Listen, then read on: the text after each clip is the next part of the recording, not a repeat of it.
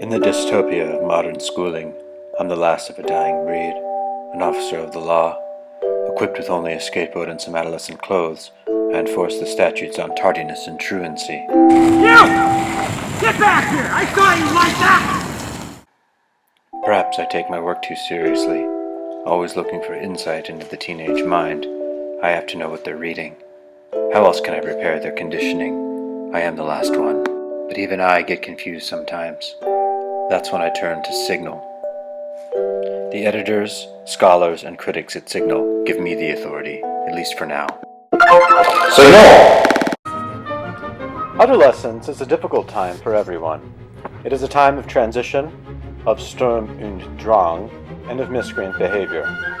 Yet adolescence is often misunderstood. It can also be a time of passionate reading and of creative investment in alternative story worlds. Signal understands this, and Signal is here to help. What is Signal? Signal is a special interest group of the International Reading Association, recently changed to the International Literacy Association. The ILA is dedicated to promoting early childhood and youth literacy around the world. Working through networks of chartered councils at state, regional, and local levels, ILA also affiliates with grassroots literacy organizations to provide support, guidance, and coordination.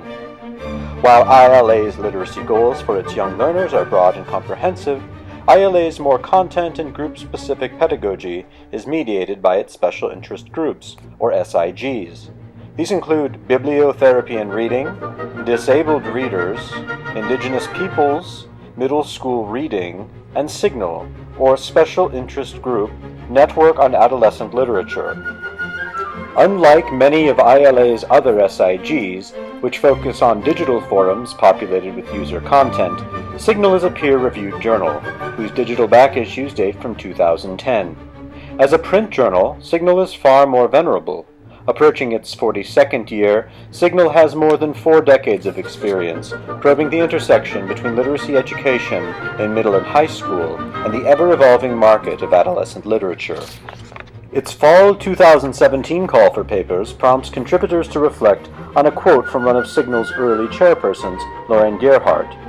The use of young adult literature in the classroom as a means of encouraging a wide reading is the concern of reading teachers and others. Adolescent literature as a genre takes second place to the fostering of lifetime reading habits. Acknowledging how much the adolescent literary landscape has changed in the intervening years, today's editors and chairpersons invite readers, past and present, to respond to Gerhardt in light of the most current disciplinary questions. How has our understanding of what constitutes a text, or of what it means to read, evolved? How do you use the expanded range of mediums through which contemporary teenagers access story worlds to promote reading? Questions like these inform much of Signal's scholarship. As for its parent organization, this scholarship is pedagogically focused, and while it does make a winning and creative use of theory, this is always with an eye toward classroom application. For example, the theme of Signal's Spring 2017 call for papers is sustainability in young adult literature, a theme which aims to account for the ways that climate change, pollution, and deforestation are inflected by dystopian and post-apocalyptic YA fiction. What may seem like a productive opening for some heady theorizing is foreclosed by Signal's critical priorities. This upcoming issue asks contributors to share their experience using young adult literature to engage students in exploring issues associated with sustainability. Signal's guiding questions show how far the journal is situated in the secondary language arts curriculum, as contributors are asked how they pair works of canonical literature with young adult texts that address related issues. This concern with canonicity shows up in many of Signal's recent articles, and is often matched by concerns over an increasingly standardized curriculum. Some article titles from recent issues include Speaking to the Classics, Beyond the Canon, teaching young adult literature in harmony with Common Core standards, building a culture of readers, YA literature and the canon, and reframing arguments for teaching YA literature in the age of Common Core. There is an undertone of self-justification in these titles that is echoed by others more concerned with recovering objected genres for classroom use. For example, taking cartoons as seriously as books, in defense of young adult texts, engaged an electorate in the fan spaces of YAL. Science fiction, changing attitudes and exploring instructional potential.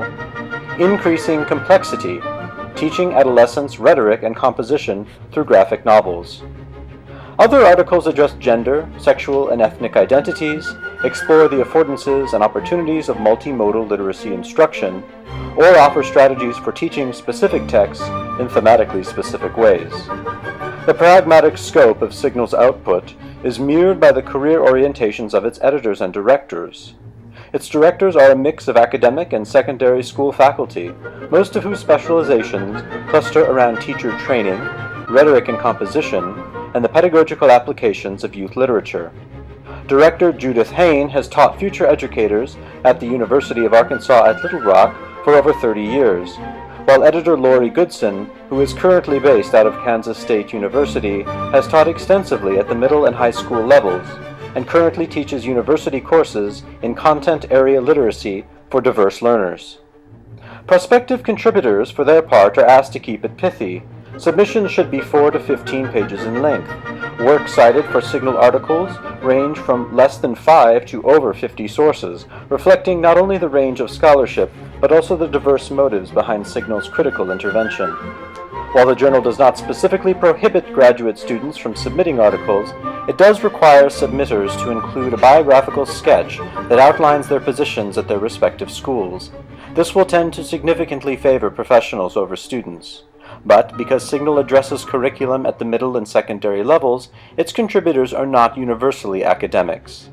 Signal also allows members to submit online book reviews of tween, teen, and YA texts. The journal has very specific format and length expectations for these, but it provides samples to guide reviewers to success.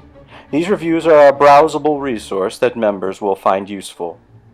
Membership to Signal is encouraged for all interested readers and prospective contributors. Annual fees are $20 for professionals and students, $35 for institutions, and membership includes a subscription to the journal, published biannually, as well as an opportunity to attend ILA's annual conference. Field trip! Signal!